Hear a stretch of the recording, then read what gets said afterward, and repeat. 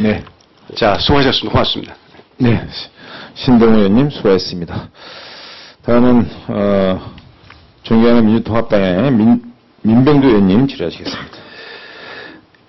예, 박근용 시민감시팀장님. 예, 지금 현직이? 협동사무처장으로 참여대설하고 있습니다. 1998년 의정부 법조비리 사건 때는 어떤 활동 하셨습니까? 그때는 제가 참여연대 활동하기 직전이었기 때문에, 그 이후에, 그래서 당시에 어쨌든 활동 안 했지만, 네. 그때 참여연대 사법감시센터가 의정부 법조비리 사건과에서 고발하고 항고한 것에 대해서는 충분히 알고 있습니다. 충분히 알고 계시죠? 네, 그렇습니다. 그때 포괄적 뇌물죄일 수는 있으나 사법부의 권위를 존중해서 기소유예하겠다. 처벌조건부 이런 결론을 내었죠. 네, 그렇습니다. 그것이 사회적으로 어떤 법의 정의, 보편타당의 원칙에 맞는다고 생각합니까? 저희뿐만 아니라 많은 시민들이 비판을 했던 것에서 아시다시피 사회적인 법 정의 감정에 전혀 부합하지 않았다고 생각되고요. 제일 아쉬운 부분은 기소유예라고 하는 거는 검찰 스스로도 이거는 처벌에 해당된다, 처벌 사유가 된다라고 판단한 건데, 무혐의가 아니라 기소유예라고 하는 것은 처벌을 할 만한 충분한 법적인 요건이 갖춤에도 불구하고 봐준 거다, 이런 것이기 때문에 그 점은 분명히 저희가 그 당시에도 그렇고 지금도 두고두고 비판할 수 있는 그런 결정이었다고 생각합니다. 당시에 이 정홍원 수사본부장께서 이것저것 다 공들이면 수사가 방대해서 곤란하다. 이번 사건은 브로커 커넥션을 하나에서만 수사한다. 이렇게 입장을 밝혔어요. 네. 무슨 얘기냐면 브로커가 의정부 지원에 판사들한테 준 돈, 그것만 하지 그 판사 계좌에서 다른 변호사나 다른 그 브로커들로부터 온 돈에 대해서는 수사를 확대하지 않겠다. 네. 사실 그때 수사를 확대해서 전면적인 수사를 했다고 한다면 그 외에 대전법조비리랄지 각종 법조비리가 차단될 수도 있었겠죠. 네, 많이 그랬을 거라고 생각되고, 다들 아시겠지만, 하나의 법원이나 검찰에서의 어떤 사건에 대해서 선례, 또는 선판결례를 하나 어떻게 잘 만드느냐가 그 이후에 비슷한 유형의 사건의 재발이라든지, 또는 비슷한 유형의 사건이 나왔을 때, 검찰이 수사를 하는 데 있어서 하나의 가이드라인이 충분히 되는데, 최근에까지도 이와 동일한 사건은 아니지만 계속 스폰서 검사 사건이나 판사들이 부적절하게 지인들과의 관계를 맺고 하는 것들이 논란이 되는 일들은 최근까지 계속 반복되어 온 것이라서 많은 국민들이 실망하고 있는데, 만약에 조금 더 빨리 이 부분에 대해서 98년도 그 당시부터 하나의 좋은 선례를 만들고 포괄적 뇌물죄로 정말 적용하고 기소를 했다고 하면 최근까지 벌어지고 있는 문제들은 좀 더 일찍 더 근절되는 계기가 되지 않았을까 싶었기 때문에 많이 아쉽고 후보자 스스로도 그 점에 대해서는 좀 안타깝게 생각을 하고 계셨어야 되지 않을까 그렇게 생각합니다. 예, 김태종 총장님.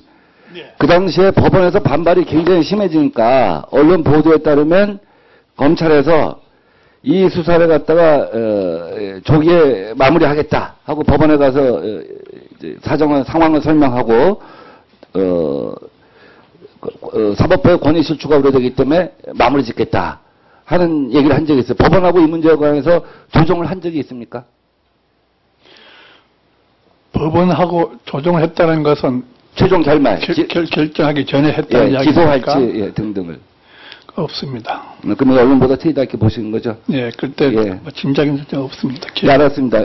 박주민 변호사님, 인터넷에 대해서 잘 아십니까? 예, 인터넷 표현의 자유에 상당한 관심을 가지고 있습니다.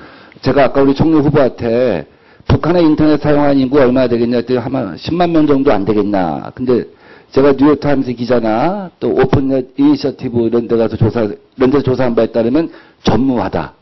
전 세계에서 인터넷을 사용하는 인구가 거의 없다.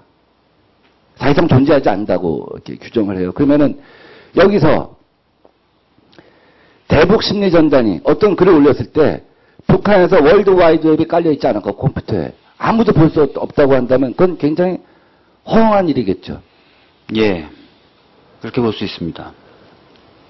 그렇다고 한다면 그것은 우리가 지금 인터넷에 누가 오늘의 유머 여기 들어가서 등록하고 가입하고 글 올리고 그러면 IP 추적이 다 되잖아요. 예, 그렇습니다. 어디서 했는지. 예. 해외에서 했으면 해외에서 한 걸로 확인되잖아요. 예, 맞습니다. 지금까지 국정원이 북한 IP에서 우리나라 다음이나 아고라나 뭐 무슨 네이버에 들어와서 글을 남긴 흔적, 해외에서, 그러니까 해외죠. 해외라는 표현이 좀 이상한데 하여간 북한에서 했다는 것을 갖다 조사해서 발표한 예가 없죠. 그렇게 알고 있습니다.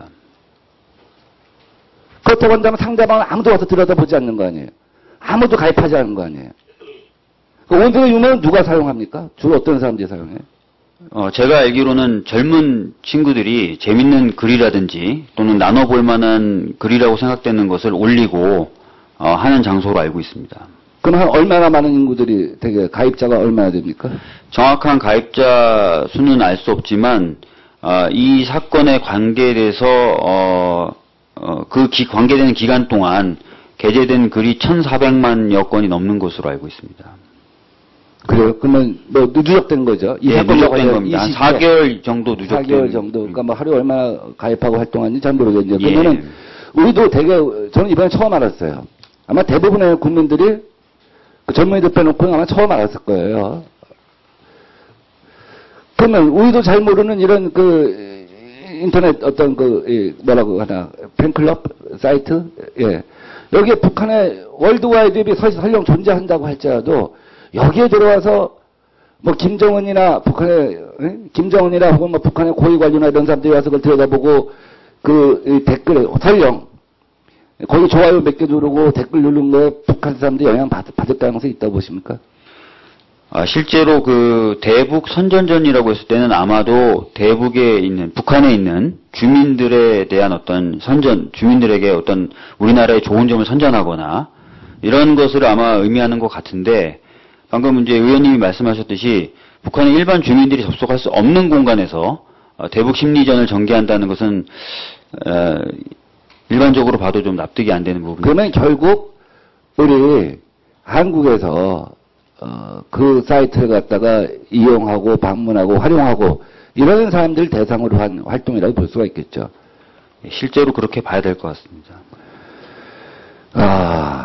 지금 시간이 애매해서 어떻게 정리를 해야 될까 잘 모르겠는데 그렇다고 한다면 결국은 대북 심리 전단이라고 하는 것이 기능 작동할 수가 없다. 인터넷을 통해서는 결국은 우리 한국에서 그것을 이용하는 사람들, 물론 그것이 뭐 일부 정보 세력을 갖다 타겟을 해서 할 수도 있겠죠.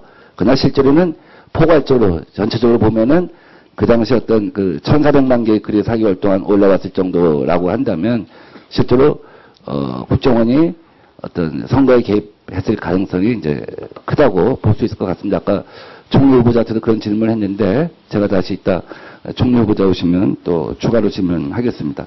네.